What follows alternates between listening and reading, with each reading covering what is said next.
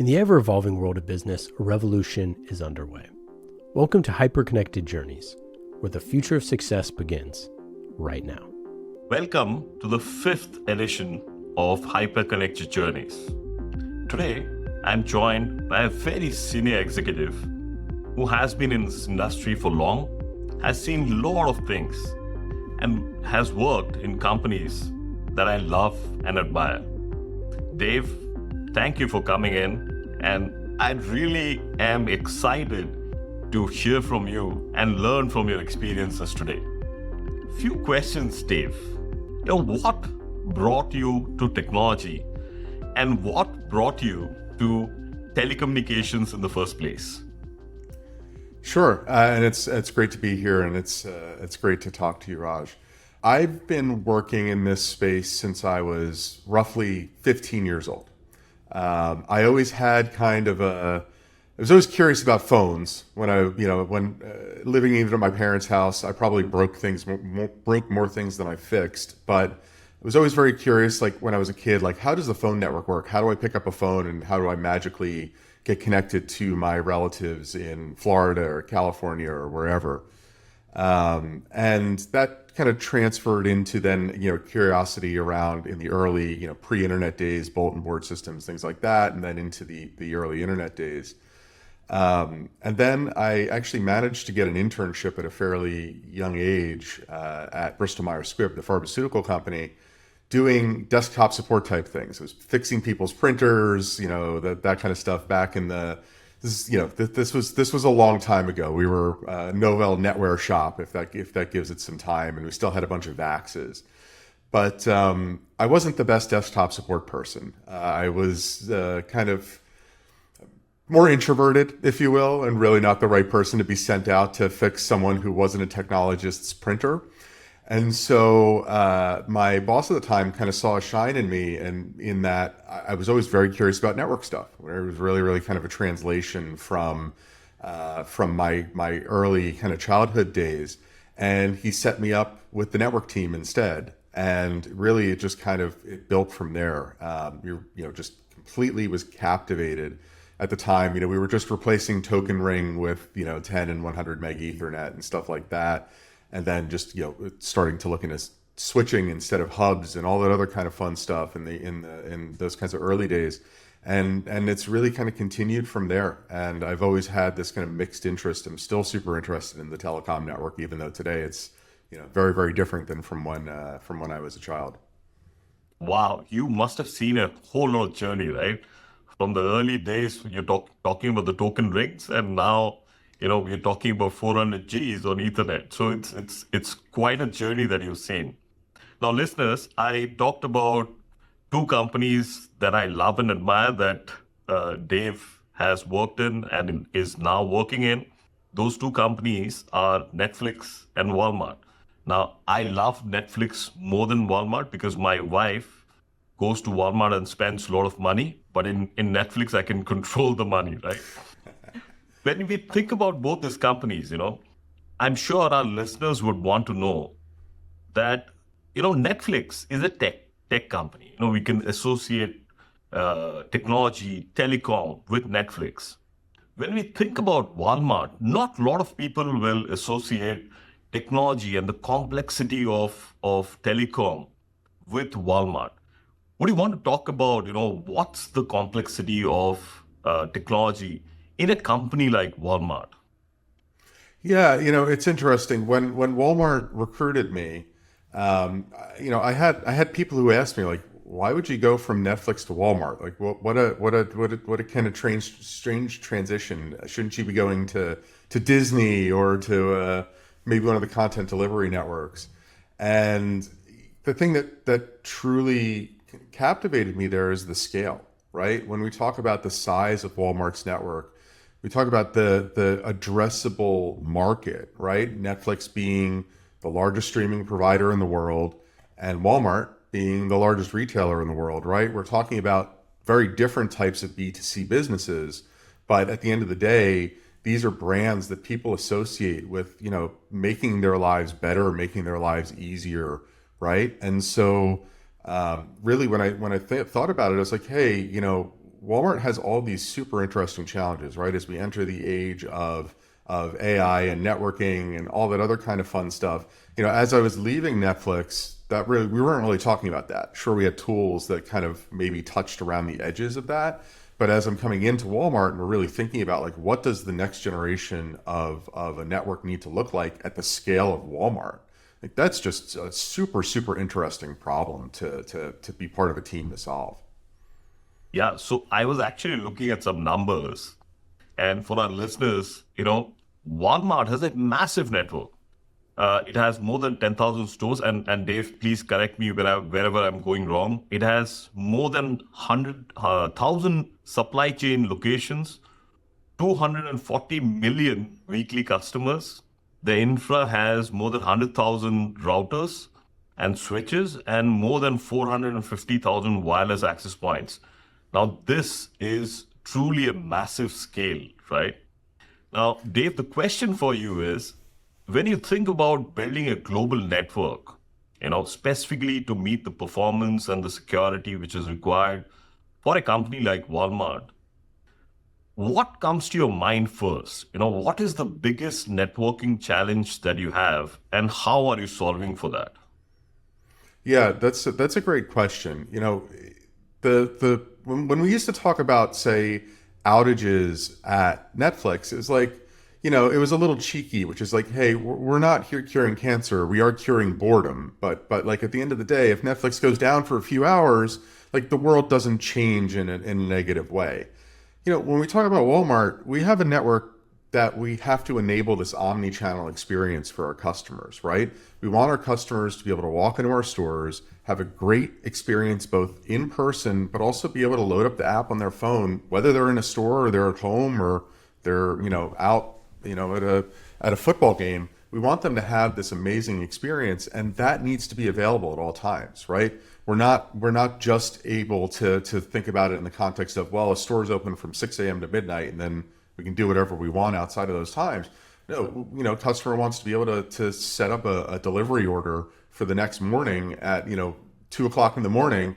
We need to be available for them to do that. And so what I really have to think about and what really are big part of the challenges is like, how do you scale that infrastructure for, to your point, 10,000 stores in a reliable fashion so that it's always available? So not only our store networks, but then all of the networks that support our entire supply chain, right? Whether it's the supply chain that supplies our stores or the supply chain that supplies our customer delivery at home, and all of those kind of ancillary pieces that go along with that, and all of the cloud services behind that, right? So we have to have this multi-layer network that is highly available, highly scalable, and is able to support this very, very kind of mixed use case.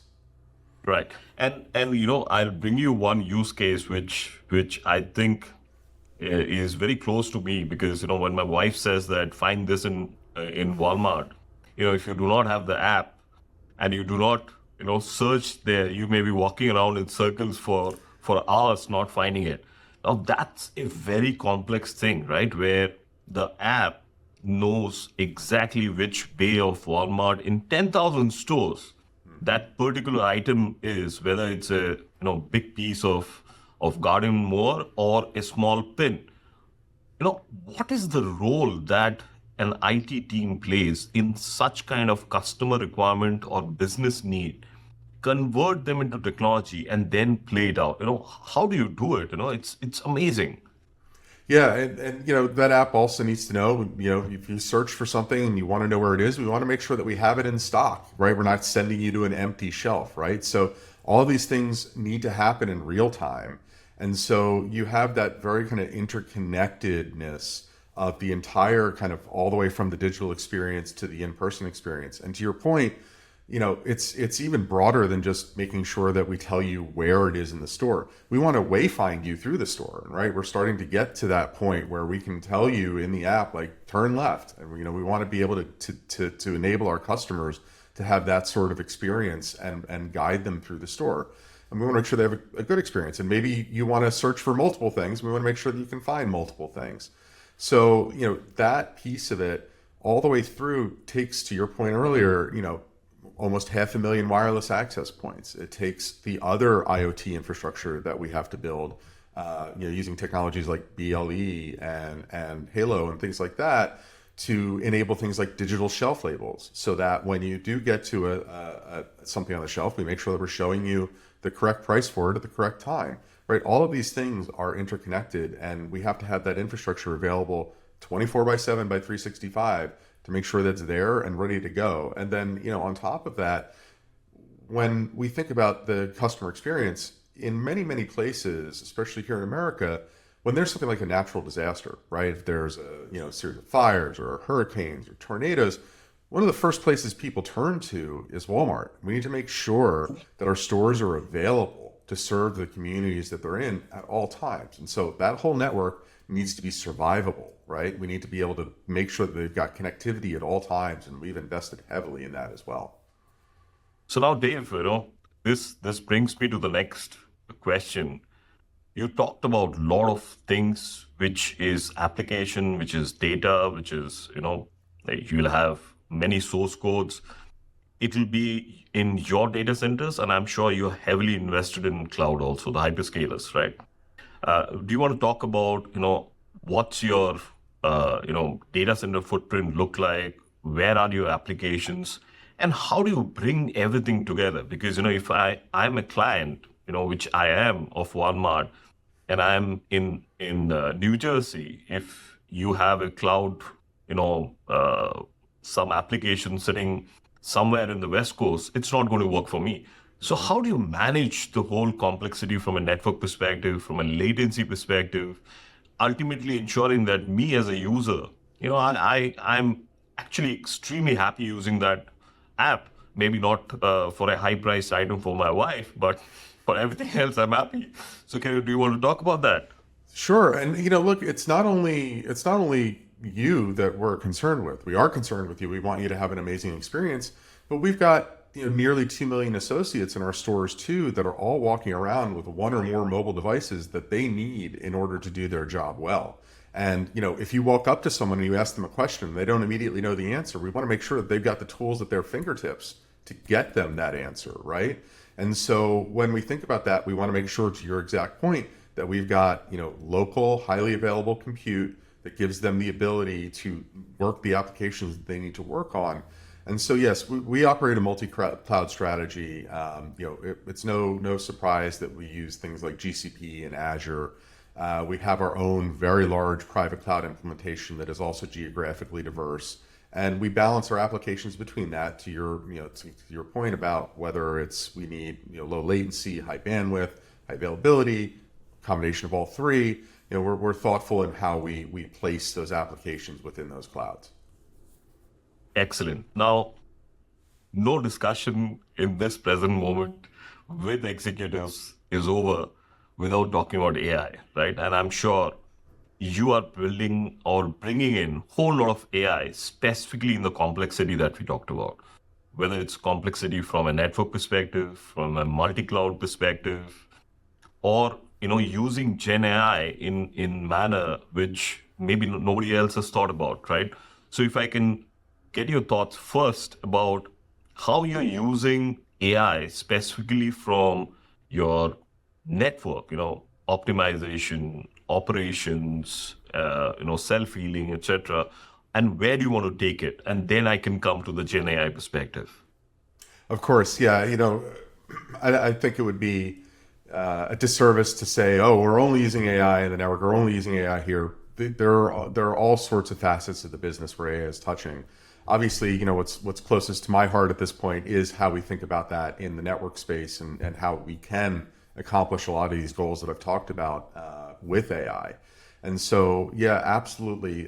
Things like whether it's proactive or predictive fault analysis, or detection and analysis, I should say, all the way through to self-healing and stuff like that. There have been tools available for many, many years that have called themselves like, AI-style network tools. At the end of the day, most of those are fairly rudimentary, and they always have been, right? You could look at like BGP optimizers from 20 years ago, in some way you could call that AI, right? But at the end of the day, really the way that we're thinking about AI now, quite different than in those days. And so, I would say we're still fairly early in our journey. We do have some tools that are kind of in-house related to kind of that predictive fault detection, fault analysis. When you're talking about the number of network elements that we have, you can't just take syslog from, almost a million network elements and parse that in a meaningful manner with just, regex or scripts, right? That's something where you need to really, really intelligently look at that, especially as you've got your device landscape changing, right? We use the normal commercial network vendors. We also have a lot of Sonic in our network and other open source tools, right? And those things evolve quite quickly.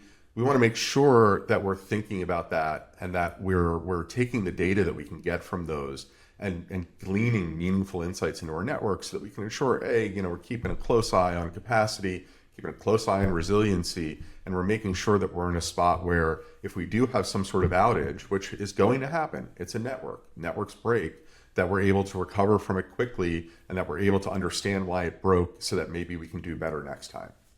Brilliant. And Dave, I want to share something with you. 2 weeks back, I was with a few, senior execs in the West Coast, and I heard absolutely similar, mind share and thought process from their side also. Incidentally, Tata Communications have a platform which we have built from grounds up, which can solve a whole lot of things in terms of bringing a lot of network elements together. Because today's network is not a singular OEM, right? You will have multi-OEM architecture where it may be 20 different OEMs, different of network elements also coming in. So the complexity is huge. And you are absolutely right. Nobody has the golden answer out here. Everybody has some bit of answers, but we are going to reach there at one point of time, right? That's the programmable network all about. And everybody wants to reach there at one point of time. The other point, Dave, which I want to know from you, and I'm sure our listeners would also want to understand, is multi-cloud network and how complex is it for you? How are you solving that? Because today's network, when we look at it from, say, a store to the cloud, it's simpler to understand, right? You can have internet, MPLS, point-to-point links, simpler to understand. But when it comes multi-cloud, where you talked about GCP, you talked about Azure, you have your own data center between the clouds, and from the location to the cloud, it's not a very simple network. How do you solve for that?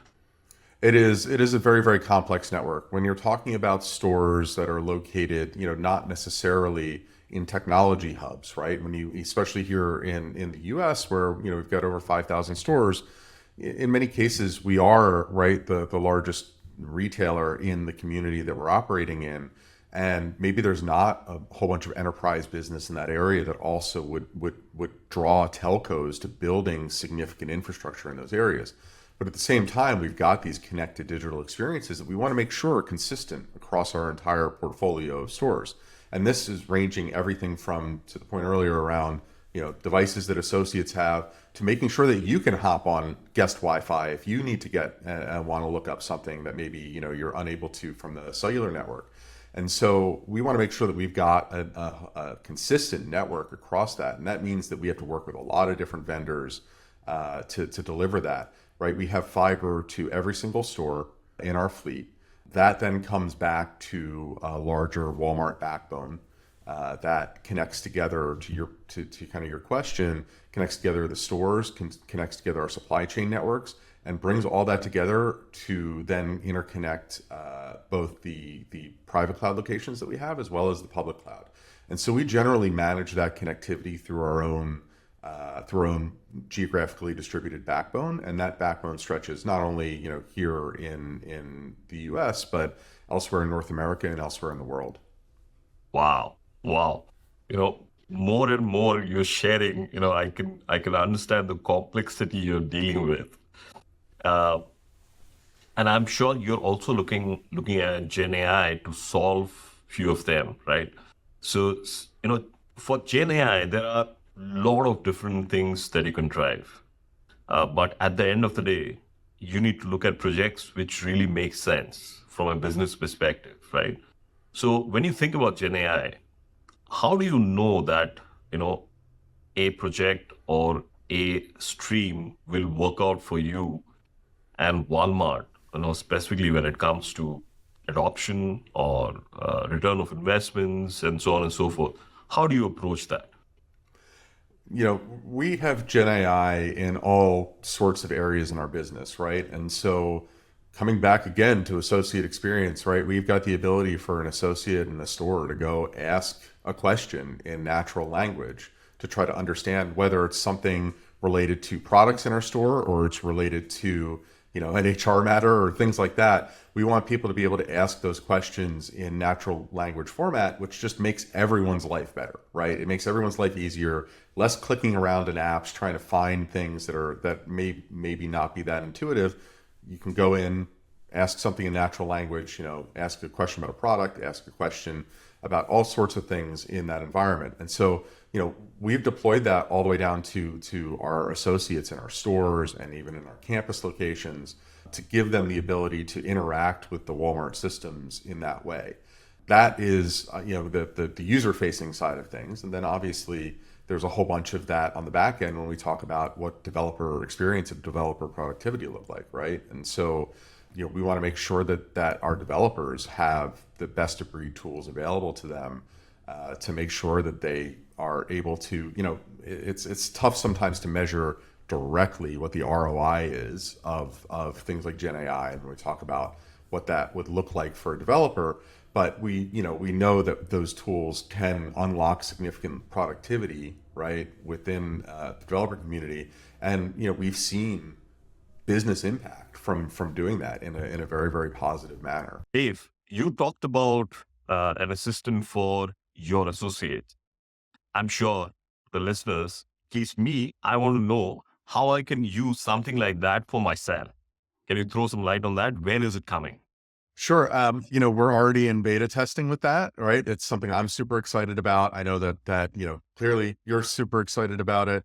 We want customers to be able to ask in natural language, like, hey, where can I find something? Hey, what's the price on something? Hey, what's a similar product to something? And so that type of stuff, we're absolutely very, very much so interested in providing to our customers. And we do have that tool in beta now. You may be able to see it in your app if you're lucky enough. And if not, hopefully it'll come soon to you and to the listeners.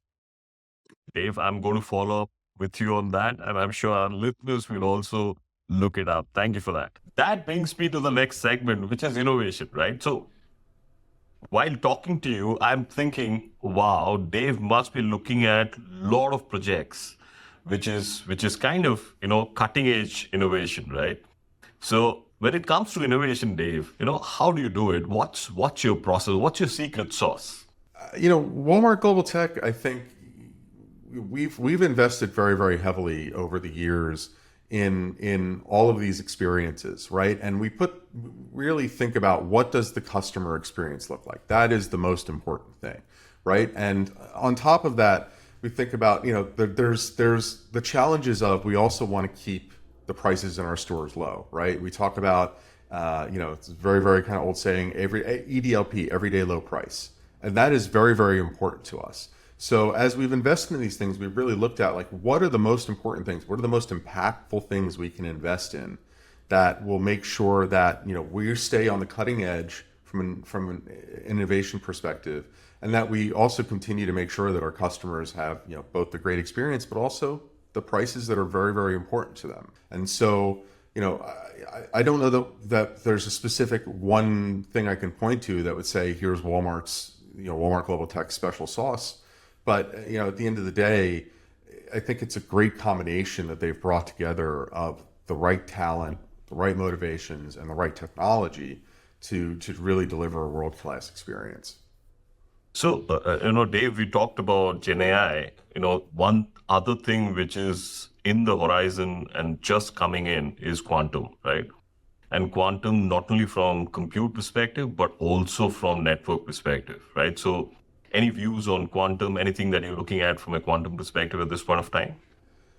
I mean, at this point, right, everyone's still talking about to kind of the early discussion, 400 gig, and like that's still seeming like a lot in some cases, although in many other cases it's not enough, right? Because we're also still seeing people deploy plenty of InfiniBand for AI use cases, and so there's definitely has to be what's next in this space. And I'll be honest, I'm not an expert in quantum and what is coming in the network space there. I probably read the same press releases that you have and talk to some of the same vendors who, have some kind of early read on what they think they can deliver in, 3, 5, 7 years.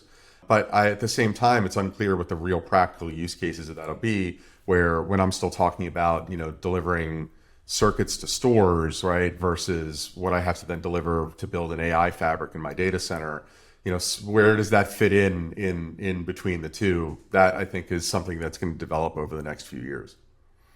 Cool. Thank you. Thanks, Dave. My next question is specifically our listeners, who would like to look at some of the advice, either from an innovation perspective or, looking at how to make IT and telecom successful, right, from a business angle. Also, where Dave was not successful, some of the failures, if you can share. Yeah, I mean, I think, if I take that up a level, not specific to Walmart, but, just kind of in general, when I think about building networks at scale, right, there's definitely kind of a world in which, you can build a network based off of press releases and what people think is the right way to build a network. And then there's kind of reality. And I think back to the Netflix days where we had a lot of people telling us, you can't do this. You're going to break the internet. You're going to, this just will never work. You're investing hundreds of millions or billions of dollars into this, and it's going to be a total flop. And I think obviously history has proved those folks wrong. And that's been people all the way from, whether it was Cisco telling us we don't think that this is going to work in this way, to, stock market analysts saying, sell Netflix, it's a bear, or it's never going to do anything. What really I think was instrumental there was thinking about things from a first principles perspective, like what is actually possible, not what will someone pay for, but what is possible. And, not only what is possible today, but what is possible in 3 years, right? What is quantum going to do in this space? We don't know, but we all know we need to keep our eye on it. We need to make sure that we are knowledgeable about what it's going to look like, and maybe what our potential use cases are, so that when we do sit in that room and we think about, okay, well, how can we solve for this next big AI problem, whatever that might be, what are the potential technologies we can think about doing that with? There's been, and plenty of failures in that space. Like I would say you can look back in my own presentations back in the day when I used to speak at NANOG and things like that, where I got up and talked about, I remember very, very vividly, I had this presentation that I gave that was literally called, "Help, my big expensive router is very expensive." And so I got up there, like Cisco was not thrilled that I gave that presentation, but at the end of the day, it was talking about, hey, we kind of invested in the wrong direction here. I've got some ideas of what we can do, but also, hey, industry, what do you have here? And we actually invited industry to the stage to say, well, what would you do in this case? Because this clearly is not scaling in that way. And so being able to bring in those outside perspectives and being able to be humble in those ways is very, very important. And, being able to pivot and not just dig your heels in and go, oh, look, this is the right way to do it because so-and-so technologist told me, or so-and-so vendor told me. There's a lot of opinions out there, and being able to sift through that and make something meaningful from them is in some ways a superpower. And some of the best folks that I've worked with are really able to dig in and really understand, not only just like at a very surface level, but be able to dig into the technology and at the same time dig into the business impacts of that technology. So Dave, you shared a few very important insights, and I'd also say advice out here, right? In today's date, if you Google, you'll get billions of answers for one question. So a lot of the CIOs and their teams are confused, if I may use that word. Please do not take me wrong, listeners, but they are confused, right? What to do, how to do it. Because, there are so many different things for one specific problem which can be solved from a tech perspective. And in that tech, there are so many OEMs, so many different options that are there. Many a times they do not know what is the best for them, right? And therefore, maybe they'll go with, the last OEM that they heard from or the last telco that they've talked to, right? And they may be missing out the best of the best that is there, right? So, any advice from you on how to avoid that pitfall? Because I've seen that happening a lot. So, how do you do it, and advice to our listeners on how to avoid that? Yeah, that's something. It's one of those things that's just as much art as it is science, right? Where you can't really directly say, oh, well, the trick is you need to talk to exactly 3 vendors in this space, and you're going to be able to triangulate an answer from that. Like, that's never reality. The reality is that, if I think about my experience at Walmart, I think about my experience at Netflix, think about experiences elsewhere, quite often I have vendors who come to me who, they're coming to me with a solution to a problem they don't quite understand. And there's kind of 2 roads you can take with that as being on the other side of that. One is I can invest my time with that vendor and help them understand my problems, or I can walk away. And, I'll say earlier in my career, I was more apt to walk away from most of those because it felt like a waste of time. It felt like, hey, if you don't understand my problem and you're going to come in and sit down and say you do and try to pitch me on something, like you've maybe not really used my time very well to begin with. Like, why would I invest more here? What I've found over time is like there's a much finer balance to be struck in that space, which is, hey, maybe they don't understand it, but they were trying to make a good faith effort to do so, because otherwise coming in blind would even be a worse use of time. And so helping people understand, like, hey, when you're walking into somewhere like Walmart, it's really hard to understand what our use cases are for things, because we just operate this incredibly unique business, right? It is at the scale that we're at, it just operates very, very differently than any other retail. And there's so much history there, right? But I've spent a lot of my early time here learning that history and that context, because it is super complicated and it really frames what our problems are and how we can solve them. And so I think investing in that and helping bring the folks who you need from a resource perspective along for that journey is super important. And, look, at the end of the day, you can't talk to everyone. We only have so many hours in the day, and you're going to talk to the people who can potentially bring the most to the table for you. But, you should bring what you can to help them along in that journey with you. Brilliant. Thank you, Dave. My last question to you for this episode. And this culminates, a lot of things that you already talked about, but, this will also give a view to our listeners. I'll put it from a user perspective first, and then from a CIO's perspective. As a user, both you and my life has become better from a tech perspective, right? Technology has made our lives easier. We can get things done faster and so on and so forth. But that also means that, for a CIO, on the other hand, for a, tech leader in a company, things are becoming more and more complex, right? As technology comes in, makes it easier for your associates, me as a buyer. It means that it's becoming more and more complicated for you, correct? Now, there's a balance between both of them, right? Tech as an enabler for users, tech as something that is continuing to grow. Now, there has to be a balance, right? How do you know that you've reached that balance in terms of deploying the right technology in a company like Netflix, in a company like Walmart, right? Having been in the infrastructure space for basically my entire career, where, here at Walmart specifically, most of my customers are folks in the business, right?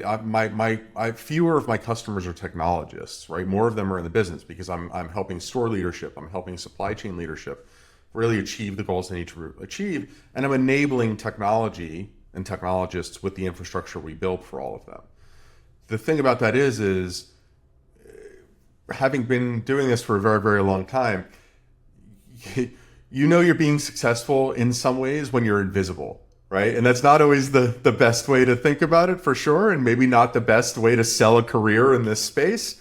But it is definitely one of those things where, if people don't necessarily know what you're up to, but they feel like the business is successful because of it, you're doing the right things, right? And some people just maybe don't have time to learn more about it. Maybe that's just not the focus. They've hired you to make sure that they don't have to think about it. And if they don't have to think about it, you're doing your job. And that can be unnerving for some people. I know it was very unnerving for me earlier in my career, where just like, whoa, does no one really understand the complexity of this? Like this was a lot of work, and this was very, very complicated. Like, why am I not getting pats on the back? And people be like, you getting paid? Oh yeah, I'm getting paid. Okay, cool. There's your pat on the back. Enjoy it and enjoy the business, the success that the business is seeing thanks to you. And know that, like, yes, they know you exist. They know that you're there and you're making a difference. But you've done such a great job that they're able to focus on what their priorities are in the business versus worrying about whether or not the technology is going to be ready for them, right? The technology is there. Technology is ready to go. They're the ones who then get to play catch up with you and not the other way around. That's success. And that's where you want to be. Cool, Dave. Thank you for sharing your thoughts. Now, listeners, today I learned a lot of things. I'm hoping that you have also picked up a whole lot of things. It's always a pleasure to talk to somebody like Dave, who is not only a very senior exec, but also somebody who can share a lot of his thoughts, a lot of his experiences in a manner which is very, very simple. That's what I got from you, Dave, today. So, Dave, thank you once again for coming and joining us. And, looking forward to our next meeting. I'm sure it will be a good one. Absolutely. Thanks. It's a real pleasure. And I had a really good time. So thanks for having me on. Thank you. Thank you for joining us on Hyperconnected Journeys, where we explore the minds of technology innovators future-proofing their digital infrastructure. Go ahead and leave us a comment to share your thoughts on today's episode, and be sure to hit that subscribe button wherever you listen to podcasts to stay updated on our latest episodes. Thanks so much for listening. Until next time, unleash your own power of hyperconnectivity.